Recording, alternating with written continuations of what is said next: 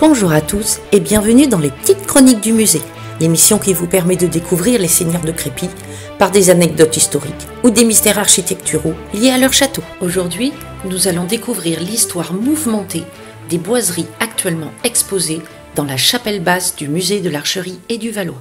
Nous ne savons pas grand-chose de l'origine de ces boiseries qui étaient initialement installées dans l'abbaye Saint-Arnoux.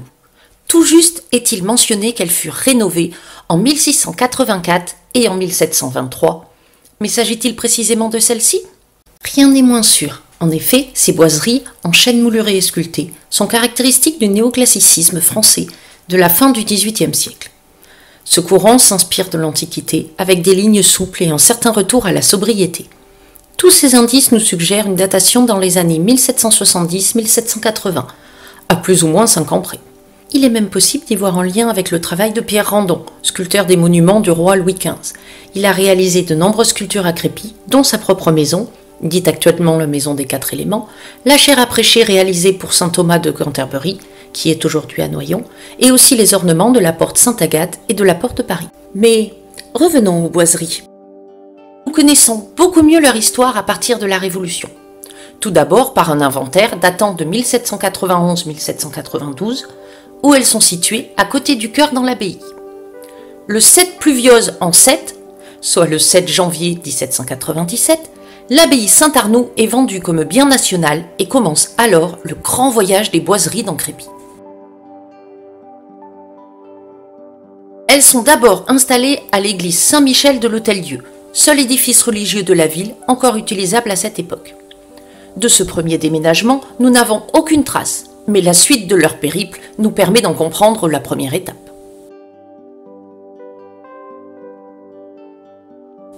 En effet, à défaut de savoir quand elles sont arrivées, nous savons qu'elles partent de l'église Saint-Michel pour l'église Saint-Denis en 1804, où elles restent jusqu'en 1879. À cette date, le curé de Crépy demande à la municipalité leur enlèvement.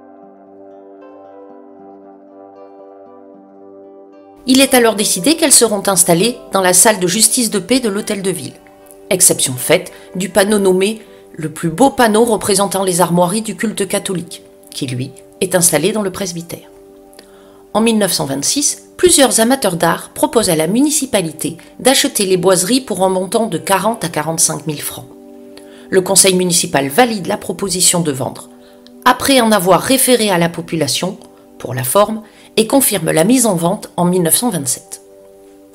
Le préfet, voulant absolument stopper cette vente, procède au classement des boiseries au titre des monuments historiques le 28 mars 1927. Ce classement ne rend pas la vente impossible, mais la procédure devient beaucoup plus complexe. En effet, à partir de là, il n'est possible de vendre qu'avec l'autorisation du ministre d'État chargé des affaires culturelles. La municipalité abandonne alors le projet. En 1936, l'hôtel de ville, menaçant de s'écrouler, est transféré dans de nouveaux locaux, et le bâtiment est alors détruit. L'occasion pour les boiseries d'entamer leur 4e déménagement. Elles sont démontées avec un soin particulier, numérotées et classées dans la maison Jaunet, achetée par la ville en 1929, où elles restent ainsi jusqu'en 1954. Date à laquelle la municipalité reçoit une subvention de la direction des musées de France pour la présentation de boiseries au vieux château, l'occasion d'entamer leur 5e et dernier déménagement. Une fois les travaux de restauration de la chapelle Saint-Aubin terminés, les boiseries sont réinstallées en 1956. Mais que représentent-ils ces panneaux ? Ils sont au nombre de 16, tous en chêne sculpté. 8 ont des motifs floraux sur la partie haute, et 8 sont figuratifs. Nous avons déjà découvert le premier, qui était au presbytère depuis 1879. Il s'agit du panneau le plus décoré, avec de nombreux symboles représentant le culte catholique. On peut y voir une croix à triple traverse, une crosse, une mitre et une couronne. Le médaillon principal représente le tétragramme, YHVH, les 4 consoles hébraïques constituant le nom de Dieu, Yahvé, dans un triangle équilatéral, symbole de la Trinité. Il surmonte un crucifix, le tout posé sur un encensoir. Un deuxième panneau est en bois légèrement plus clair. Il est sculpté d'un blason non identifié pour l'instant. Suivent 6 panneaux sculptés d'éléments se référant à la Bible. 4 sur l'Ancien Testament et 2 sur le Nouveau. Le premier panneau représente l'agneau pascal, qui tire son origine d'un épisode de l'Ancien Testament où Dieu a ordonné aux Hébreux de sacrifier un agneau par famille. Le deuxième panneau est un serpent entouré autour de la croix, le serpent d'airain, de l'Ancien Testament, que Moïse confectionna pour guérir les Hébreux des morsures de serpents.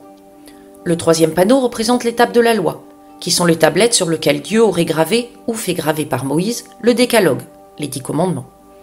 Le quatrième panneau montre l'arche d'alliance qui contenait les tables de la loi.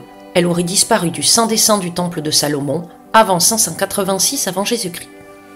Le cinquième panneau tiré du Nouveau Testament reprend des mots tirés de l'Évangile selon saint Matthieu, chapitre 19, verset 17. Vis ad vitam, ingredis servam mandata. Si tu veux entrer dans la vie éternelle, observe les commandements.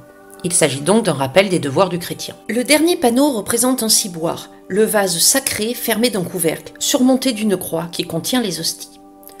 Nous voyons donc que ces boiseries ont une histoire mouvementée, et nous espérons que de nouvelles découvertes nous permettront de la compléter, voire d'enfin connaître leur origine.